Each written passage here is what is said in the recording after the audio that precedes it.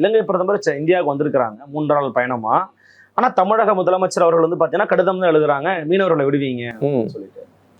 ஏங்க மீனவர்களுக்கும் இவங்களுக்கு என்ன சம்பந்தங்க? இது திராவிட மாடல், அது ஒன்றிய அரசு, இவங்க தமிழக மீனவர்களாச்சே.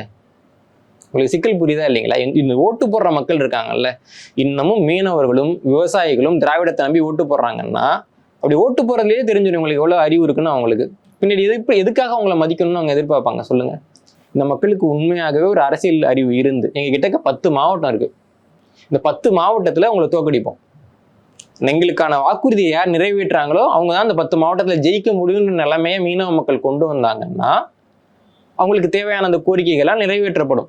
இப்போ கூட பாத்தீங்கன்னா சில ஆண்டுகள் முன்பு வரைக்கும் கூட அந்த படுகொலைங்கிறது நிறுத்தப்பட்டுச்சு. படகு பறிமுதல் தான் நடக்கும், படுகொலைங்கிறது தாக்குதல்ங்கிறது பெரிய அளவில் குறைஞ்சிருந்துச்சு.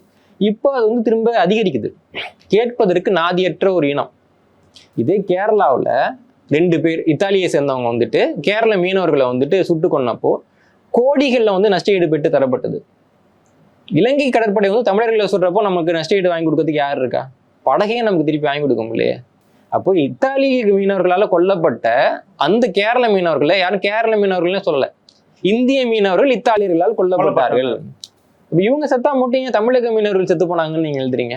செய்தி ஊடகங்களும் தொடர்ச்சியாக வந்துட்டு தமிழக மீனவர்கள் கைது. அப்ப தமிழக மீனவர்களின் தனி வந்து நாடு இருக்கா என்ன? அப்போ இப்ப இவங்க எல்லாம் கை கழுவுற விதமாகத்தான் ஆரம்பத்துல இருந்து பேசிட்டு இருக்காங்க. இந்த மக்கள் அதை உணர்றது இல்லை. திருப்பி ஏதாவது ஒரு நல்லது நடக்கும் அப்படின்னு நம்பிக்கிட்டே இருக்கிறாங்க. இவங்க நம்புற வரைக்கும் அந்த நல்லது நடக்க போறது.